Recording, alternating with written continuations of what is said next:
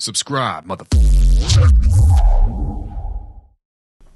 Hello, my name is Alckemy, and today we are going to be taking a look at your questions that you've left for me on the YouTube comments section. Wow, that was quite an intro. Hey everybody, we're going to be taking a look at some of the questions that you guys have. It's something that I've been wanting to do for a long time now, but sorry it took so long. On YouTube, every week I am starting this new thing where I will say, hey, what are your production questions? Or what are your production struggles? And if you want a direct answer to where I will mention your YouTube channel name or so, then I would be happy to answer your questions directly via a video. I've already read through these, and there's some stuff on here that's kind of lengthy, but we'll just kind of go through one at a time from the top to the bottom. Okay, so the first question that we've got is maybe something about dedicated sound design sessions and how to craft a cohesive sound that's still unique. I feel it's a balance that takes a long time to find, and any advice would be welcome.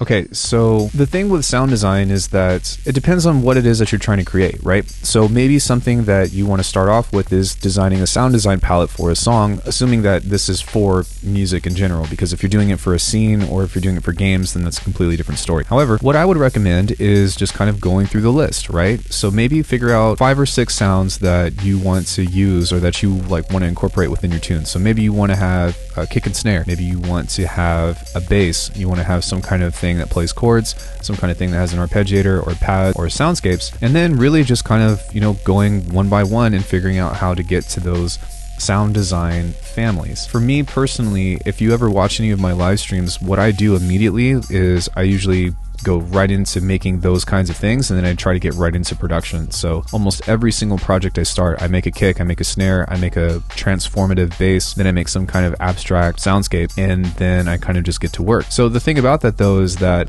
it took me a while to get to that level of proficiency with all of those levels. So it might, take you a little bit more time, and you might want to dedicate a day or so towards making one of those specific things. And you might want to spend an entire day making kicks or making snares or watching YouTube videos and trying to follow along or see what things that you can take from that, if that makes sense. There definitely will be a time to where you will get so smooth at making all the things that you need for your music that it will kind of be second nature to you. It's just time and energy, if that makes sense. In regards to the idea of creating a cohesive sound, I think that if you have some kind of aesthetic in mind in the first place, so let's say you want to make a really heavy tune, well, that would kind of allude to you using a lot of distortion, right? So a lot of times you would use distortion or incorporate maybe even the same processing chains within the other kinds of sounds. And by doing so, right, or even if you took, a different instrument and you put it through the same processing chain, then it would all kind of sound similar, like it belongs. But when you do something that's really light and then you do something that's really dark, unless if you build some kind of thing that has a contrast between the two, if that makes sense. Because there's a lot of ways to incorporate cohesion, but for me personally, I think something that I found for me that works a lot is I use the same amounts of distortion or the same amounts of processing in general, kind of bleed over into all the things that I design, and that's just my sound design characteristic, if that makes sense. And you got to find that for you. Maybe you want to put chorus on everything, you want everything to be wide, or maybe you like this one specific effect, like the drip, I don't know, or portal, or you know what I mean, something like that, and that's something that you really like that stands out to you. Try to see if there's some kind of characteristic or some kind of saturation or some kind of, Haas effect, or it could be anything. That's what you kind of want to find that you can kind of carry over into every kind of sound that you make. When writing out a new idea, do you find it most effective to start with the drop/highest energy part of the tune, or with the intro and working up towards it? This kind of comes into the idea of working linearly versus non-linearly, and I find that there are certain use cases for both. Typically speaking, almost 90% of the tunes that I've written were the main idea or the main section or the drop or whatever, and then kind of building around that, because that's the part that I want people to pay attention to the most. But sometimes if you're wanting to write linearly, it would make sense because you are trying to focus on building the story elements and then figuring out where the story can go, if that makes sense. So it doesn't really matter which one that you do or which one that you don't. For me personally, I use both in that situation, but sometimes if you have a plan, then it's easier to write in a linear fashion. If you don't have a plan and you're just going for a vibe, then maybe you want to start with the main vibe aspect of that. However, I will say that a lot of times, if you do write within the main section, that's one of the easiest traps to get into, the 8 bars of death loop thing or whatever. So I would maybe start with a vibe that you have in mind, and then maybe try to focus on imagining where that could go, so that way you can get yourself out of that. All right, next question. How can I create more cohesion in tracks that are in-depth fusions of contrasting genres? It's something I've struggled with due to not pigeonholing myself into a specific genre, also my deep love for all music and fusion in particular. This is a really good question, and unfortunately there's not like one specific answer for that. The thing that I would try to look at between the two is like literally do like a Venn diagram or something, and like you can do it in your mind, but it helps, is focus on what of those elements between this genre and this genre make these seem different, and then figure out what makes them kind of the same. Now, one aspect that you can take is trying to find those elements that they share together and see if you can kind of create something that works together in that way, or what you can do is figure out how to create a conversation or a call and response between those elements. For example, somebody like Seven Lions did a really good job at combining the elements of dubstep and trance, because what he noticed was that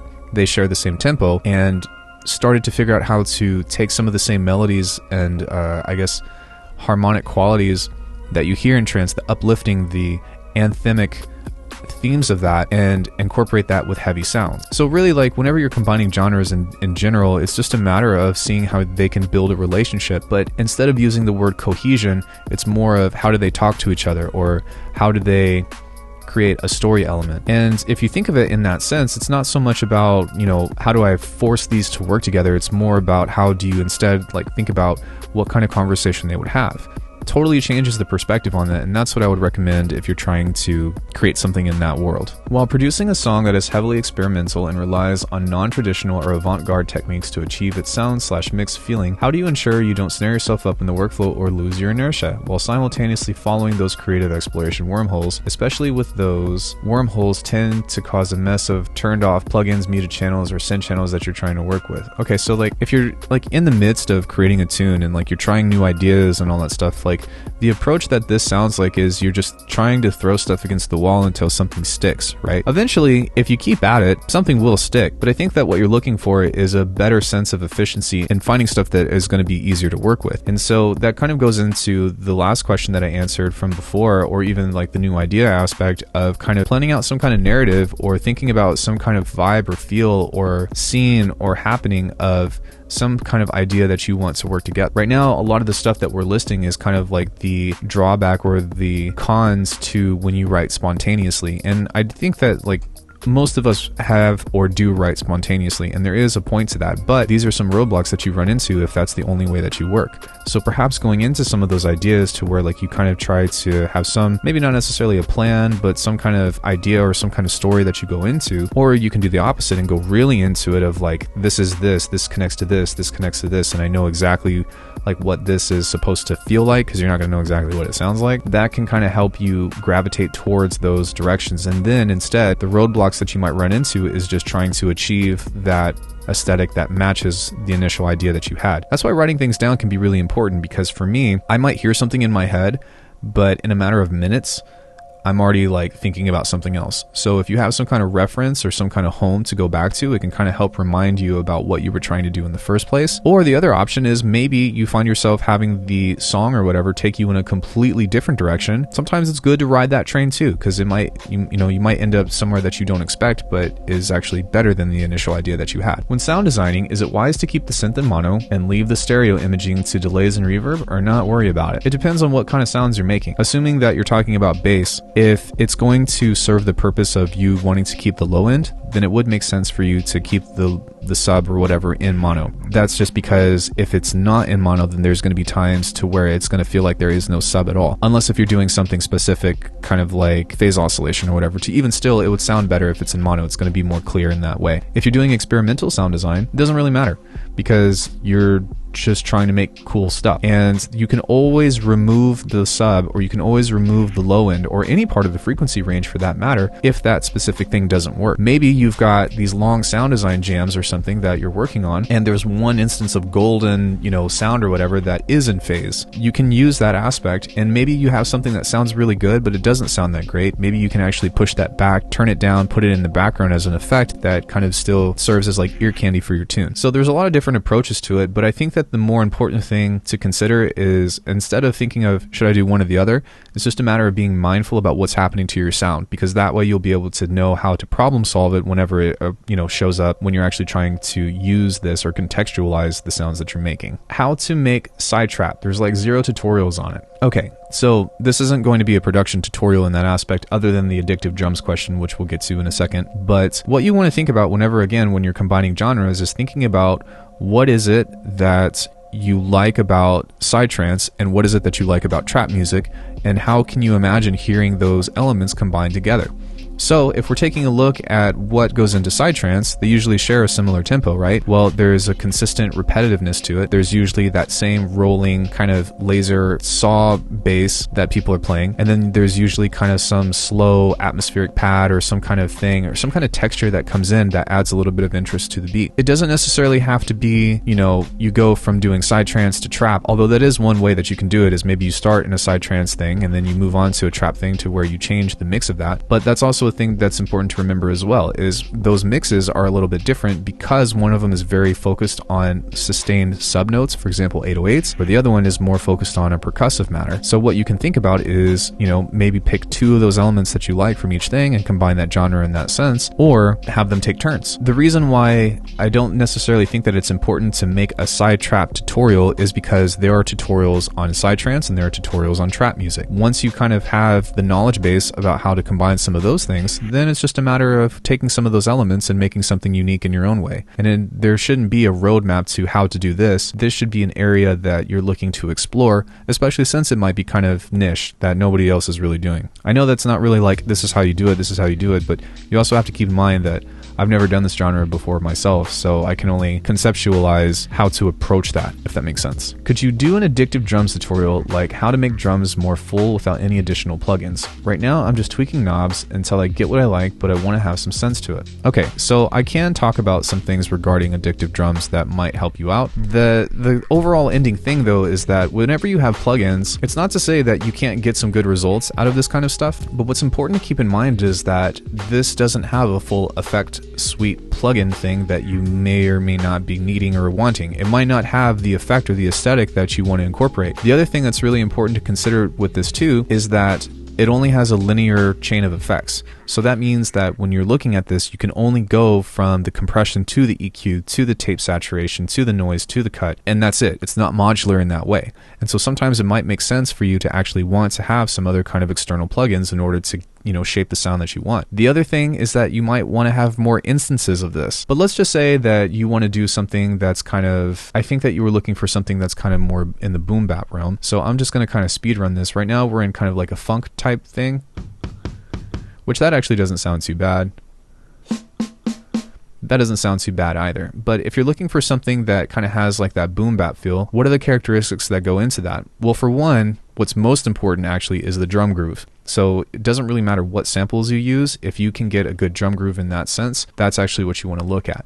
But as far as shaping this stuff, a lot of times I think about, everything kind of sounding a little bit more lo-fi, right? So maybe something that you can consider is taking a look at the master effects over here. You see how this is boosted up here in this way? It might actually make sense for you to have some kind of small dip over here in this way to maybe cut some of that transient out. Then you might also want to have some tape saturation over the whole thing.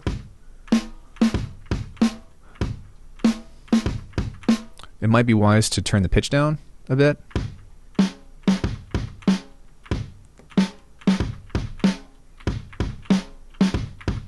Okay, so some other things that I like to think about with these kinds of drums is that they usually have a little bit too much sustain whenever you are in this world. And so what you can do is just kind of pull down the release time of this and the sustain level a bit and kind of just adjust this accordingly to where you are working with the sample in this way. So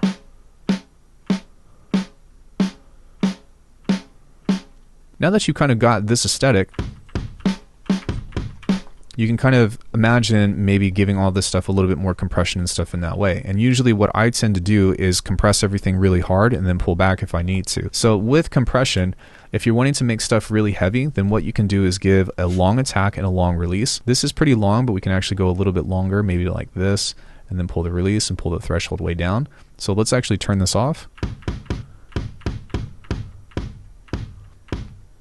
Then we can add a little bit more distortion to this as well. So we'll pull the amount up and pull the mix back.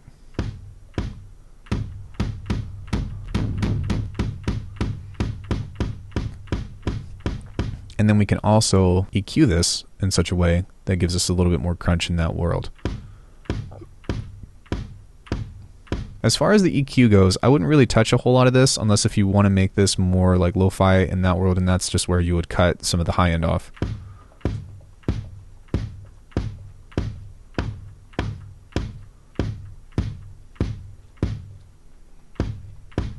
Then we can also give this a little bit of tape saturation, just a little bit of drive, pull the bottom up, pull the attack up on this, and pull the sustain back a little bit. This is a transient shaper right here, so it's going to be a little bit more thick. And you really want to be just kind of sparing with this. Another thing that you can do is think about like what type of beat or what type of felt or like hit that you want to have. So take a listen to this. So this is a little bit more boomy, this is a little bit more thumpy. Doesn't really matter which one is right or wrong. But then the same thing, you've got the snare buzz over here, and that can actually help kind of figure out what kind of tail or top end that you have over your kick. If you want it to be a little bit more subtle in that way, or if you want to have a nice fuzz buzz, then you kind of have that sense.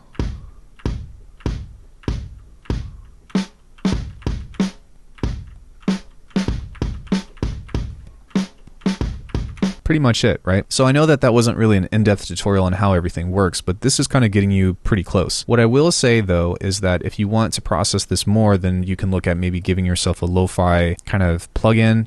Once you bounce this out to audio, you can pitch them down, and then what you can do is layer them with like 808s or something right below that or on the transients instead to make it a little bit more punchy and thick in that way. But the cool thing about Addictive Drums is that it's literally trying to replicate an actual live acoustic drum set, and for the most part, most of the drums that you hear in a lot of boom bap stuff is from funk breaks or from the Amen break or something of that sense. So when those were recorded, they were recorded with specific mics and specific environments and stuff, and there's just a matter of like dirtiness to it, right? So all you have to do is really just record some of this stuff, make it kind of dry, and then figure out subtle ways to kind of diminish the quality or to shape the tonality or to shape the character of that to make it kind of sound like that old type of thing.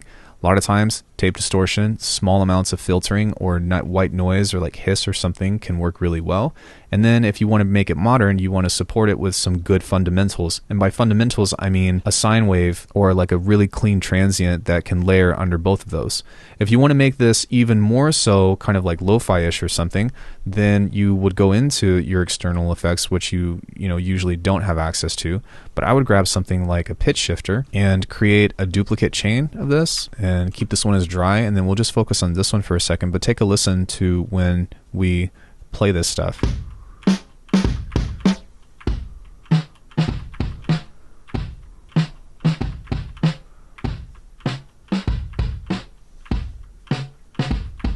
So maybe what you can do is create something like that and EQ this out from the bottom end.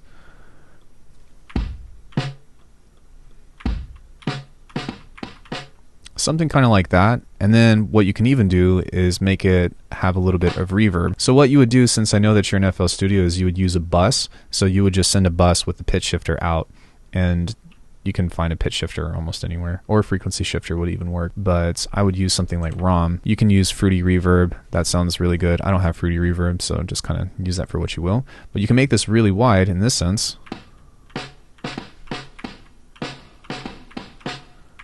And then whenever you kind of play these together, you just kind of mix that in. So there's a lot of ways that you can create boom bap stuff just from that. But you can kind of see that like you still want to focus on doing some stuff outside of the box too. This will get you really far, but there's always a matter of like making it yours. It's the difference between like just trying to replicate something and then actually feeling like you want it to be something that sounds like you. And then ultimately, like, this is just one thing that you can do, but there's a ton of different ways to kind of shape those characteristics of how to make boom bap drums. Yeah. So that's what I got for that one. What do I really want to produce? I don't know. What do you want to make? That's ultimately up to you. You got to figure out what you like about music. You got to figure out what you don't like about music, and you got to figure out what your favorite stuff is.